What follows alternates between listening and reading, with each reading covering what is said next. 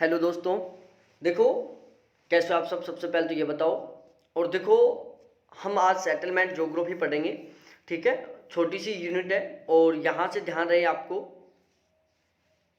Paper में 3 से 4 question आते हैं। यदि आप नेट जेआरएफ का पेपर दोगे तो कम से कम 3 से 4 क्वेश्चन आते हैं। बाकी यदि हम 2020 का जो पेपर हुआ था उसके अकॉर्डिंग देखें तो सेटलमेंट ज्योग्राफी से 8 से 10 क्वेश्चन आए थे। ठीक है, क्योंकि कोई चीज़ फिक्स नहीं है, किस यूनिट से कितने क्वेश्चन आए कोई फिक्स नहीं है। पिछली बार की तरह भी पेपर आ सकता है जिसमें सेटलमेंट ज्योग्राफी से वही 8 से 10 क्वेश्चन आ सकते हैं। ठीक है, तो ज़्यादा जरूरी है जो छोटी छोटी यूनिट है उनको बहुत स्ट्रॉन्ग करना। बड़ी यूनिट है जैसे इंडिया ज्योग्राफी है, जियोमॉर्फोलॉजी, ओशनोग्राफी, क्लाइमेटोलॉजी, ऑलमोस्ट सबकी स्ट्रॉन्ग है। लेकिन बात करें हम settlement geography, urban geography, culture geography, rural geography, research methodology, ये सब का वीक पॉइंट है, ये किसी का भी स्ट्रॉन्ग नहीं है। ठीक है, तो आपको यदि ये जो छोटी छोटी यूनिट है इनको भी बहुत शानदार तरीके से कवर करना है, बहुत स्ट्रांगली तरीके से इनको कंप्लीट करना है। और इसके अलावा बड़ी बड़ी यूनिट है उनको भी बहुत शानदार तरीके से कंप्लीट करना है। हर एक यूनिट के ऑब्जेक्टिव क्वेश्चन लेने हैं, ध्यान रहे, हर एक यूनिट के ऑब्जेक्टिव क्वेश्चन लेने हैं, चाहे वो फिर असिस्टेंट प्रोफेसर के लिए हो और चाहे फिर वो नेट जेआरएफ के लिए हो। ठीक है, यहाँ पर ये सारी चीज़ें अवेलेबल रहेंगी। आप बैच ले सकते हो ज्योग्राफी का 7891350470। ये मेरे व्हाट्सअप नंबर है 7891350470। इनके ऊपर आप मेरे से व्हाट्सअप पर चैट कर सकते हो, डायरेक्ट फ़ोन कॉल कर सकते हो और बैच ज्वाइन कर सकते हो। बहुत शानदार तरीके से, बहुत धुआंधार तरीके से हम यहाँ पर स्टडी कंप्लीट करेंगे। ठीक है, और देखो सेटलमेंट ज्योग्राफी के बारे में बता दूं मैं आपको। यहाँ पर हम थोड़ा सा इसका पहले इंट्रोडक्शन पढ़ेंगे, बिल्कुल स्टेप बाय स्टेप सारी चीज़ें पढ़ेंगे।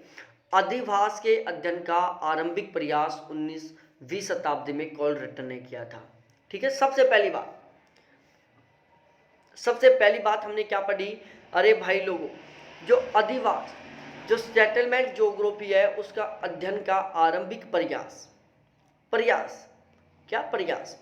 आरंभिक प्रयास 19वीं शताब्दी में कॉल रिटन ने किया था। ठीक है, अधिवास के अध्ययन का आरंभिक प्रयास 19वीं शताब्दी में कॉल रिटन ने किया था। फिर थोड़ा सा आगे पढ़ते हैं। देखो यहाँ पर दूसरी बात लिखी हुई है, दोनों में कंफ्यूज मत होना, दोनों का मैंने एक साथ इसी वजह से लिखा है। अधिवास भूगोल को एक स्वतंत्र विज्ञान के रूप में पृथक अस्तित्व प्रदान करने का श्रेय ओ स्लूटर को है। ठीक है, ध्यान से देखो दोनों की दोनों लाइनों को, एक तो इस लाइन को पढ़ो और एक इससे जस्ट नीचे की लाइन को पढ़ो कि अधिवास भूगोल को एक स्वतंत्र विज्ञान के रूप में पृथक का मतलब है अलग, अस्तित्व प्रदान करने का श्रेय किसको दिया जाता है? ओ स्लूटर को दिया जाता है। किसको? ओ स्लूटर को।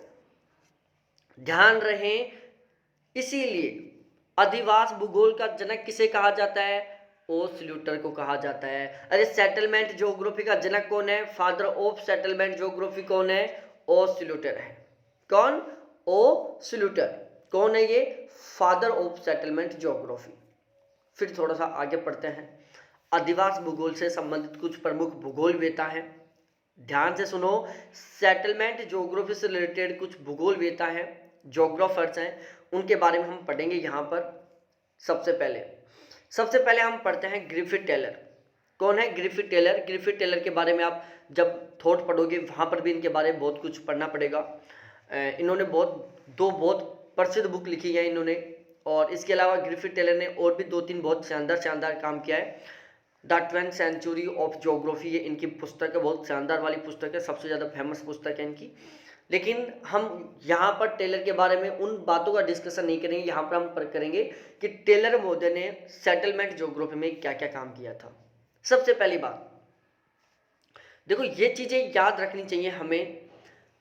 टेलर महोदय कहाँ के थे? सबसे पहली बात ध्यान रखो कि टेलर महोदय कहाँ का था? अमेरिकन थे। ये कहाँ के थे? अमेरिका के थे, ये अमेरिकन थे। और इन्होंने एक पुस्तक लिखी और उस पुस्तक का नाम था अर्बन ज्योग्राफी। क्या नाम था पुस्तक का? Urban geography. और इस अर्बन ज्योग्राफी में इन्होंने क्या किया? नगरों का एक जीवन चक्र बताया। किसने? ग्रिफिथ टेलर में। अपनी कौन सी पुस्तक में? अर्बन ज्योग्राफी में। ध्यान से सुनना, नगरों का जीवन चक्र किससे संबंधित है? ग्रिफिथ टेलर से संबंधित है। नगरों का जीवन चक्र कौन सी बुक से संबंधित है? अर्बन ज्योग्राफी से। अर्बन ज्योग्राफी बुक किसकी है? ग्रिफिथ टेलर की है। ठीक है, अब देखो भाई, देखो यहां पर फिर एक बहुत प्यारी बात लिखी हुई है, नगरीय विकास के जीवन चक्र की 7 अवस्थाएं बताई। नगरों का जीवन चक्र किससे संबंधित है? ग्रिफिथ टेलर से संबंधित है। और ग्रिफिथ टेलर ने क्या बताई? नगरों के विकास की टोटल 7 अवस्था बताई। कितनी अवस्था? 7 अवस्था, 7 स्टेज बताई, टोटल 7 अवस्था बताई नगरों के जीवन चक्र की। ठीक है, तो नगरीय विकास के जीवन चक्र की टोटल 7 अवस्थाएं किसने बताई? ग्रिफिथ टेलर महोदय ने बताई। अब थोड़ा आगे देखो भाई, टेलर महोदय ने एक कथन और दिया था, एक स्टेटमेंट दिया इन्होंने कि नगर एक जैविक तत्व है। क्वेश्चन पूछ लेता है, नगर एक जीवन जैविक तत्व है। क्वेश्चन फर्स्ट, सपोज दैट इस तरीके से आ गया क्वेश्चन पहला, नगर एक जैविक तत्व है। Option A Griffith Taylor, B Humboldt, C Blache और डी रैडजेल। तो यहां पर हमें ध्यान में रखना है, यहां पर कौन आएगा? ग्रिफिथ टेलर महोदय आएंगे।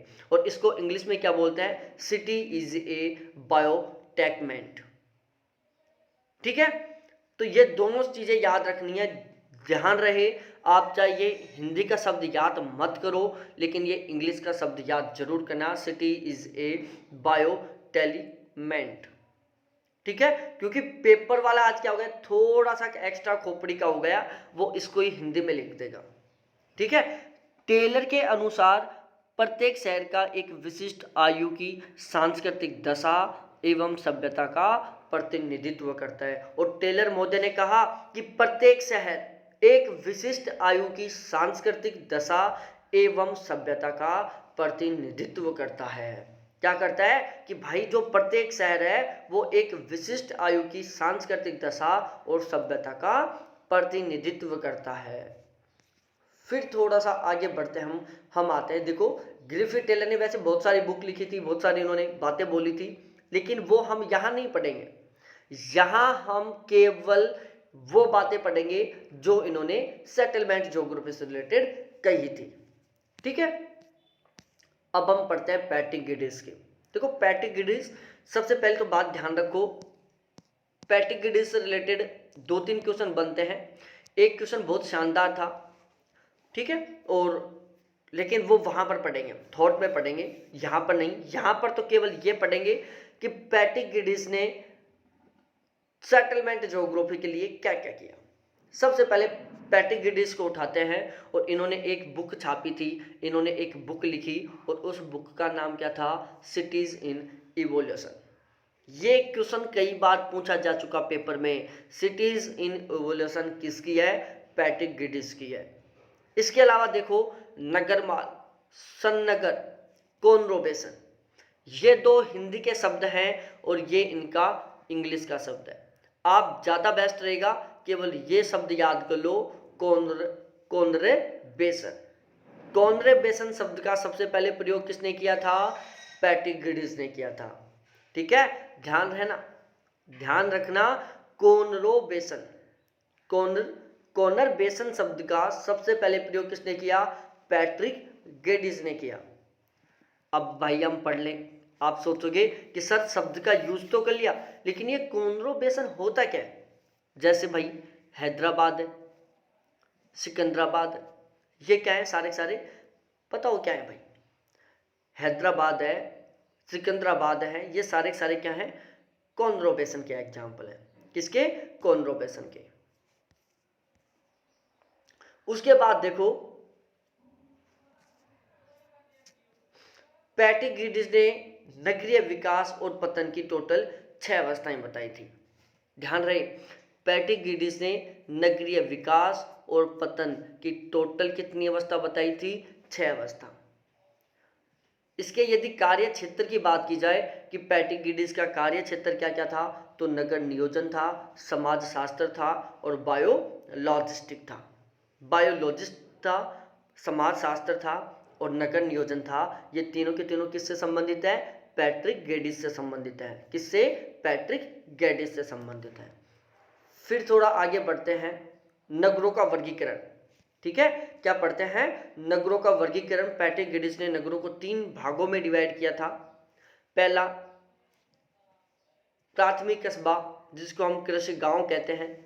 द्वितीय कस्बा, जिसको हम बाजार कस्बा कहते हैं। और तृतीय कस्बा, जिसको हम महानगर कहते हैं। ठीक है, ये सारी चीजें आपको याद रखनी है। लेकिन पैट्रिक गिडिस से रिलेटेड सबसे इंपॉर्टेंट बात है, सिटीज इन इवोल्यूशन पुस्तक किसकी है?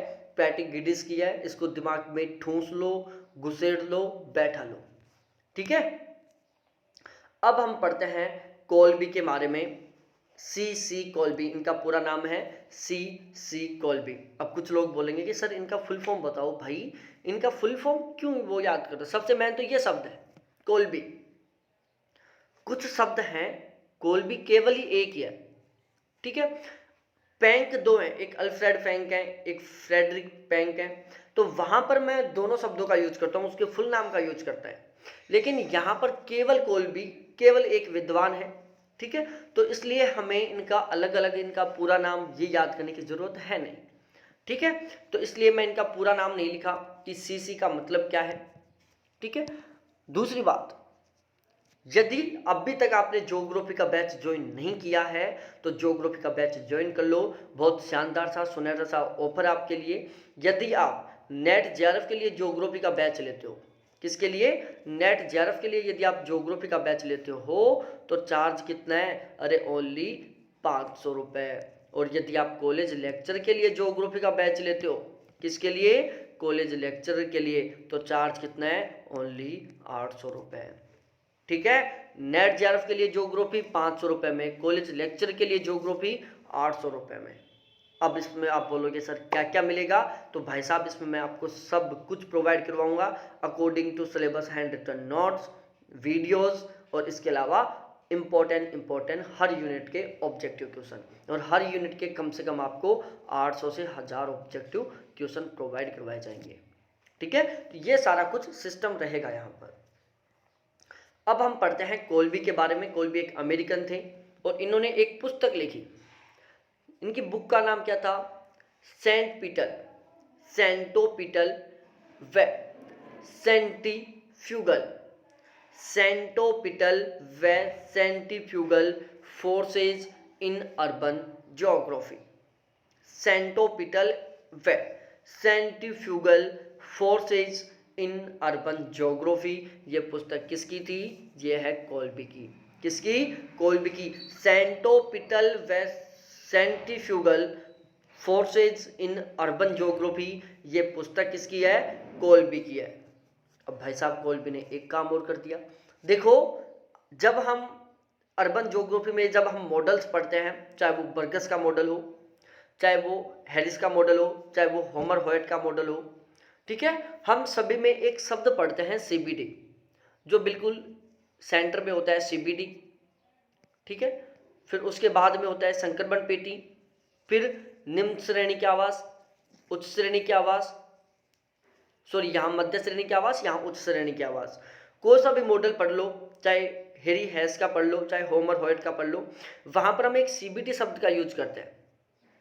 ठीक है, तो ये सीबीडी शब्द दिया किसने था? भाई ये सीबीडी शब्द दिया किसने था? तो जो कॉल्बी महोदय था, उन्होंने क्या किया था? सीबीडी शब्द का सबसे पहले प्रयोग किया था। सीबीडी शब्द को सबसे पहले प्रयोग किसने किया था? तो वो थे कॉल्बी महोदय। और सीबीडी क्या है? आंतरिक संरचना पर कार्य किया था। ठीक है, इन्होंने कॉल्बी महोदय ने सीबीडी शब्द का सर्वप्रथम प्रयोग किया तथा सीबीडी की आंतरिक संरचना पर कार्य किया। दोबारा से ध्यान से सुन लो, सीबीडी शब्द का सबसे पहले प्रयोग कॉल्बी ने किया और सीबीडी की आंतरिक संरचना पर कार्य किया। फिर थोड़ा सा आगे बढ़ते हैं और हम स्मिथ के बारे में पढ़ते हैं कि स्मिथ महोदय ने क्या क्या किया अपनी लाइफ में और इन्होंने किस तरीके से किया।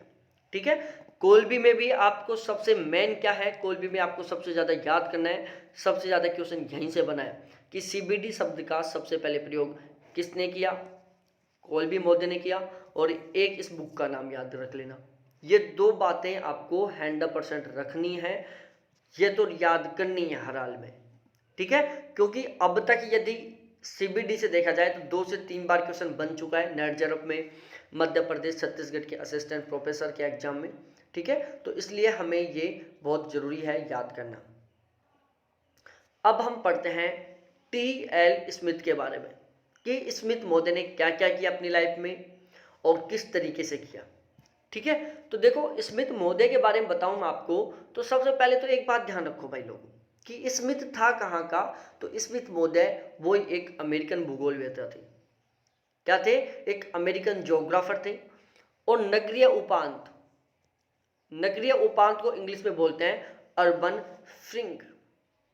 अर्बन फ्रिंग या नगरीय उपांत शब्द का सबसे पहले प्रयोग किसने किया था? स्मिथ ने किया था। कब किया था? 1937 में किया था। स्मिथ एक अमेरिकन थे। नगरीय उपांत अर्बन फ्रिंग शब्द का सबसे पहले प्रयोग स्मिथ ने किया था। कब किया था? 1937 में किया था। और इनका जो कार्य क्षेत्र था भाई, ये जो नगरीय उपांत शब्द का प्रयोग किया था, तो आप पूछोगे कि सर इन्होंने ये शब्द तो दे दिया, लेकिन ये शब्द इन्होंने कौन से क्षेत्र का अध्ययन करने के दौरान दिया था, ये पूछ चुका है पेपर में। बाकी अभी मैंने कॉनरो बेसन के बारे में बताया था, जो उत्तरी पूर्वी संयुक्त राज्य अमेरिका के क्षेत्र से लिया गया था। ठीक है, और इसी तरीके से मैंने अभी सीबीडी शब्द का बताया था। वहां से क्वेश्चन नहीं पूछता इतना, यहाँ से क्वेश्चन कई बार पूछा जा चुका है, इसलिए हमें ये बहुत जरूरी है याद रखना। तो नगरीय उपांत शब्द का प्रयोग टी.एल. स्मिथ ने किया था। वो भी कब? जब वो अमेरिका के ल्यूसियाना प्रांत का अध्ययन कर रहे थे। कहाँ का अध्ययन कर रहे थे? अमेरिका के ल्यूसियाना प्रांत का अध्ययन के दौरान। अब भाई आप बोलोगे कि सर ये नगरीय प्रांत होता क्या है? देखो भाई लोगों, नगर की सीमा के बाहर स्थित एक ऐसा क्षेत्र जहां पर ग्रामीण व शहरी सुविधाएं एक साथ मिलती हैं। नगर की सीमा के बाहर स्थित एक ऐसा क्षेत्र जहां पर ग्रामीण और नगरीय, ग्रामीण और शहरी सुविधाएं एक साथ मिलती हैं, उसे क्या कहते हैं? नगरीय उपांत कहते हैं। ठीक है, फिर थोड़ा आगे देखते हैं हम वॉन्स के बारे में। अब हम बिल्कुल शॉर्ट वे में चलेंगे, जो मेन थे उनके बारे में हमने पढ़ लिया। ठीक है, अब हम पढ़ते हैं किसके बारे में? जे.ई. वॉन्स के बारे में। सबसे पहली बात, जे.ई. वॉन्स अमेरिकन थे। जे.ई. वॉन्स ने अर्बन मॉडल प्रस्तुत किया था। कब?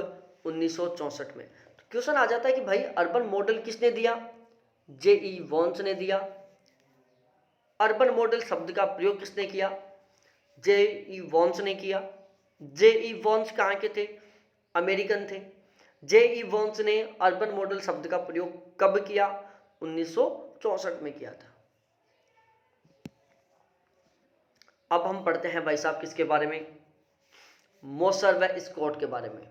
मोसर व स्कॉट, ये शब्द भी रट लो मेरे प्यारे साथियों, मोसर व स्कॉट।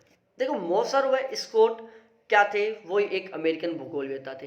पहली बात, क्या थे? अमेरिकन भूगोलवेत्ता थे। कौन? मोसर व स्कॉट।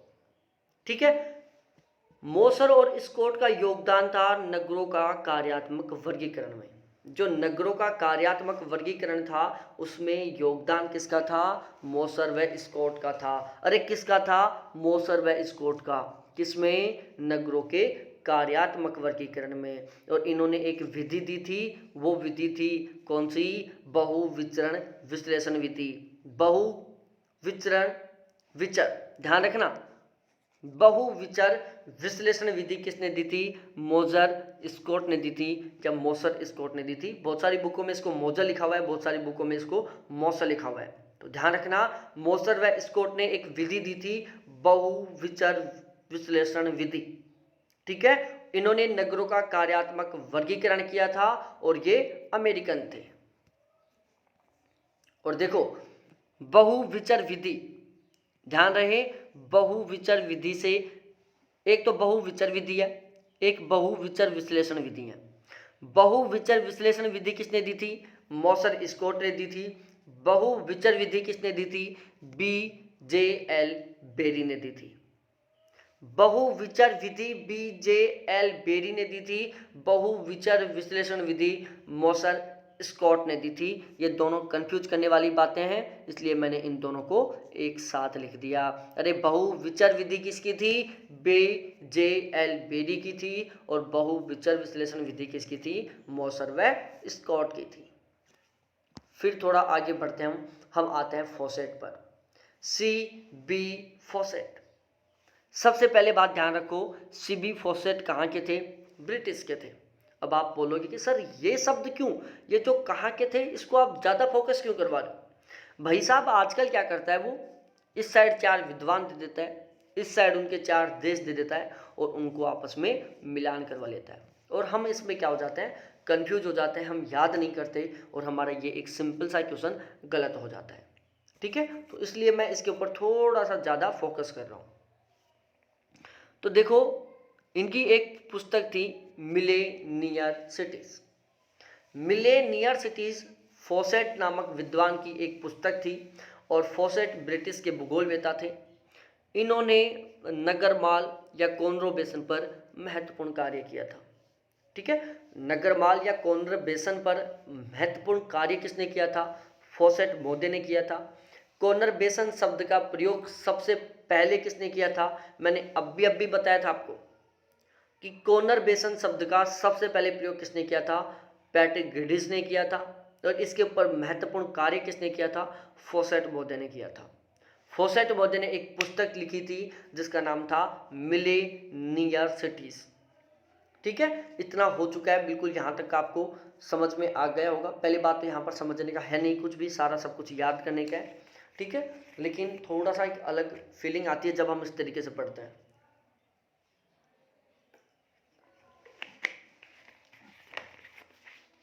और फिर से बोल रहा हूँ, क्लासेज अनलिस्टेड रहेंगी, पब्लिक नहीं रहेंगी, तो इसलिए यदि आपको बैच ज्वाइन करना है तो बैच ज्वाइन कर सकते हो कंप्लीट ज्योग्राफी के लिए। 7891 350470 कॉन्टैक्ट नंबर है। 7891 350470। नेट जेआरएफ के लिए 500, कॉलेज लेक्चर के लिए 800। ये नाम मात्र सी फीस है। अब हम पढ़े जे रैफोर्ड वॉटसन के बारे में। तो जे रैफोर्ड वॉटसन कहाँ के थे? पहली बात, ये वॉटसन थे जो कहाँ के थे? अमेरिका के थे। जे रैफोर्ड वॉटसन कहाँ के थे? अमेरिकन थे। इन्होंने भी एक बुक छापी, उस बुक का नाम था social geography of the United state. Social geography of the United state किसकी पुस्तक थी? जे रैफोर्ड वॉटसन की थी। इस बुक में इन्होंने विस्फोटक शहर का विचार किया था। ध्यान रहे, विस्फोटक शहर का विचार किसने दिया था? वॉटसन मोदे ने दिया था। अपनी कौन सी पुस्तक में दिया था? तो इन्होंने एक पुस्तक लिखी थी social geography of the United state, और इसमें इन्होंने विस्फोटक शहर शब्द का प्रयोग किया था। और वॉटसन एक अमेरिकन भूगोलवेता थे। उसके बाद हम पढ़ें एक नए विद्वान पाउनेल के बारे में। कौन है? पाउनेल है। पाउनेल। यदि पाउनेल के बारे में पढ़े भाई लोगों, पाउनेल कहाँ के थे? पहली बात, न्यूजीलैंड के थे। ये कहाँ के थे? न्यूजीलैंड के थे। न्यूजीलैंड के नगरों का कार्यात्मक वर्गीकरण प्रस्तुत किया था। क्वेश्चन इसी तरीके से आ जाता है कि न्यूजीलैंड के नगरों का कार्यात्मक वर्गीकरण किसने प्रस्तुत किया था? तो पाउनेल ने किया था। किसने? पाउनेल ने। इन्होंने नगरों के कार्यात्मक वर्गीकरण में शुद्ध सांख्यिकी विधियों का प्रयोग किया था। किसका? शुद्ध सांख्यिकी विधियों का प्रयोग किया था। तो पाउनेल न्यूजीलैंड के थे। न्यूजीलैंड के नगरों का कार्यात्मक वर्गीकरण प्रस्तुत किया था।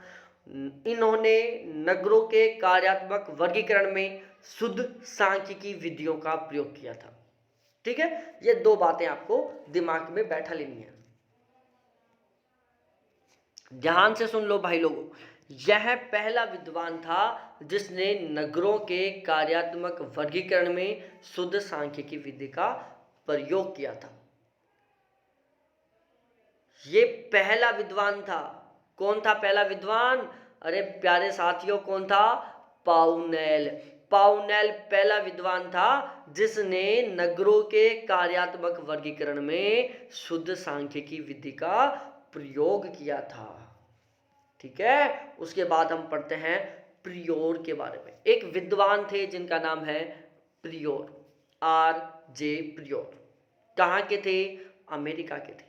इन्होंने भी एक बुक लिख दी, बुक छाप दी, उसका नाम था the concept of rural urban fringe.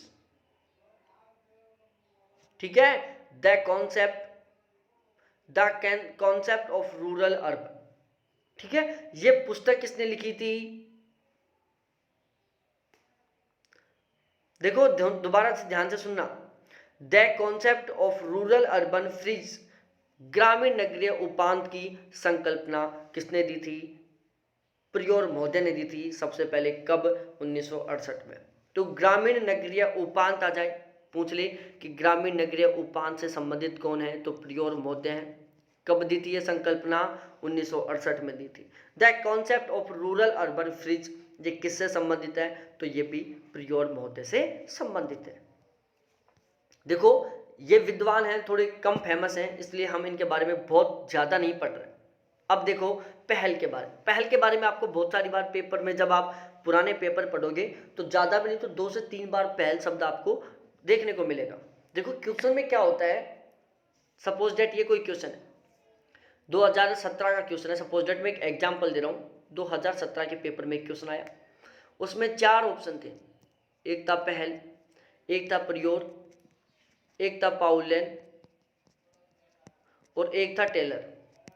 ठीक है, तो ध्यान रहे फ्यूचर में यदि कोई क्वेश्चन बनेगा तो पहल, प्रियोर और पाउलेन, ये तीनों नाम नोट कर लेना। ये तीनों से भी क्वेश्चन बन सकता है। जब भी पेपर बनता है तो ऐसे होता है कि पेपर बिल्कुल नया नहीं बनता, पुराने पेपर उठाए जाते हैं, उनके बेस पर नए क्वेश्चन तैयार किए जाते हैं। ठीक है, तो सपोज दैट 2017 का क्वेश्चन था, ये 4 शब्द यूज हुए उसमें, तो फ्यूचर में हो सकता है पहल से क्वेश्चन बन जाए, प्रियोर से बन जाए और पाउमेल से बन जाए। ठीक है, ग्रिफिथ टेलर से बन जाए, तो ऐसा होता है ये। तो हम पढ़ेंगे R.E. पहल के बारे में। अमेरिकन थे और इन्होंने एक पुस्तक लिखी थी। देखो सन मत याद करना, हर बुक की सन याद नहीं करनी है आपको। Structure and process of urban life, structure and process of urban life किसकी थी? R.E. पहल की थी। Structure and process of urban life R.E. पहल की थी, अमेरिकन थे ये। इसके अलावा इन्होंने division of labour, pattern of urban life, ये 2 पुस्तक और छापी थी इन्होंने। इनकी टोटल 3 फेमस पुस्तक, structure and process of urban life, division of labour, pattern of urban life, ये तीनों की तीनों किताब किसकी हैं? अरे मेरे प्यारे साथियों, R.E. पहल की हैं। फिर हम इनके कुछ योगदान थे उनके बारे में भी पढ़ लेते हैं। देखो ध्यान से सुनना, ग्रामीण नगरीय सातत्य, अब भी मैंने क्या बताया था? ग्रामीण नगरीय उपांत बोला था मैंने, ग्रामीण नगरीय उपांत। यहां पर क्या शब्द है? सातत्य। दोनों शब्दों को ध्यान रखना, कंफ्यूज कर देंगे वरना। ग्रामीण नगरीय उपांत किसी और से संबंधित है और ग्रामीण नगरीय सातत्य किसी और से संबंधित है। तो जो ग्रामीण नगरीय सातत्य की जो संकल्पना है, जिसको इंग्लिश में बोलते हैं रूरल अर्बन कंटिन्यूनम, रूरल अर्बन कंटिन्यूनम, इस शब्द को मत याद करो चाहे, लेकिन ये इंग्लिश का शब्द जरूर याद करना। बिल्कुल एज इट इज इसी तरीके से पेपर में छाप देता है, हम ये शब्द याद करके चले जाते हैं, फिर हम सोचते हैं यार ये कहाँ से आ गए, क्योंकि हम जैसे लोगों की इंग्लिश थोड़ी वीक रहती है और फिर इंग्लिश मीडियम वाले क्या मार जाते हैं? बाजी मार जाते हैं और ये क्वेश्चन सही कर देते हैं, उनका एक क्वेश्चन ज़्यादा सही हो जाता है, हमारा पढ़ने के बाद भी ये क्वेश्चन गलत हो जाता है। ठीक है, तो किताबों के नाम, थ्योरी के नाम स्पेशली केवल इंग्लिश में याद करो, हिंदी में मत याद करो। बाई चांस पेपर में हिंदी में ये भी लिखा आ गया तो टेंशन की बात नहीं है। पेपर दोनों लैंग्वेज में आता है, तुरंत इंग्लिश लैंग्वेज में देख लो। ठीक है, तो रूरल अर्बन कंटिन्यूम संकल्पना किसने दी थी? पहल ने दी थी। ठीक है, किसने? R.E. पहल ने दी थी। इसकी टोटल 4 विशेषताएं बताई थी इन्होंने। 4 विशेषताएं कौन कौन सी थी? पहला था अलगाव, दूसरा था चयनात्मक अप्रवास, तीसरा था अभिगमकर्ताओं के क्षेत्र, चौथा था नए समुदायों का मिलन क्षेत्र। तो इसकी 4 विशेषताएं, पहला अलगाव, दूसरा चयनात्मक अप्रवास, तीसरा अभिगमकर्ताओं के क्षेत्र और चौथा नए समुदायों का मिलन क्षेत्र। फिर हम थोड़ा सा आगे बढ़ते हैं। यहां पर लिखा हुआ है ग्रामीण नगरीय उपांत नगरीय स्व प्रसार का परिणाम है। ठीक है, ग्रामीण नगरीय जो उपांत है वो नगरीय स्व प्रवास का ही परिणाम है। अब आप बोलोगे स्व प्रवास का मतलब होता है अपने इच्छा के अनुसार जो प्रवास करते हैं। प्रवास का मतलब होता है आना जाना। ठीक है, तो जो अपनी इच्छा के अनुसार जो प्रवास करते हैं उसका परिणाम क्या है? ग्रामीण नगरीय उपांत है। फिर थोड़ा सा आगे देखते हैं हम रूसो के बारे में।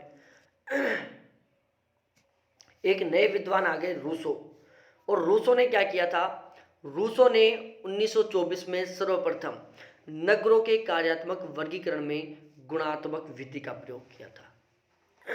ध्यान रहे, सबसे पहले नगरों के कार्यात्मक वर्गीकरण में गुणात्मक विधि का प्रयोग किसने किया था? तो वो किया था रूसो ने। किसने किया था? रूसो ने। फिर थोड़ा सा आगे बढ़ो और हम पढ़ते हैं पीटर हैगेट के बारे में। किसके बारे में? पीटर हैगेट के बारे में। अरे इनकी पुस्तक से भी कई बार क्वेश्चन बन चुका है। एक पैट्रिक गेडिस है और एक पीटर हैगेट है, दोनों नामों में कंफ्यूज मत हो जाना। एक पैट्रिक गेडिस है सिटीज इन इवोल्यूशन, एक पीटर हैगेट है। पीटर हैगेट की पुस्तक का नाम है location analysis in human geography. Location analysis in human geography किसकी है? पीटर हैगेट की है। ठीक है, सिटीज इन इवोल्यूशन किसकी है? पैट्रिक गेडिस की है। इसके अलावा जॉनसन की भी एक पुस्तक है, उसका नाम है अर्बन ज्योग्राफी ए इंट्रोडक्टरी एनालिसिस। अर्बन ज्योग्राफी ए इंट्रोडक्टरी एनालिसिस किसकी है? जॉनसन की है। तो जॉनसन की पुस्तक का नाम क्या है? अर्बन ज्योग्राफी ए इंट्रोडक्टरी एनालिसिस। उसके बाद हम बात करें सीबी मामोरिया। सीबी मामोरिया कहाँ के थे? भारत के थे। अरे कहाँ के थे? भारत के थे। तो भारत के थे, सीधी सी बात है, थोड़ा सा यहाँ से क्वेश्चन बनने के ज़्यादा चांस है क्योंकि इंडियन है। कई बार मूड बन जाता है पेपर वाले का कि यार चलो कुछ इंडियन ज्योग्राफर से क्वेश्चन बना ले। तो एक थे सीबी मामोरिया, इंडिया के थे।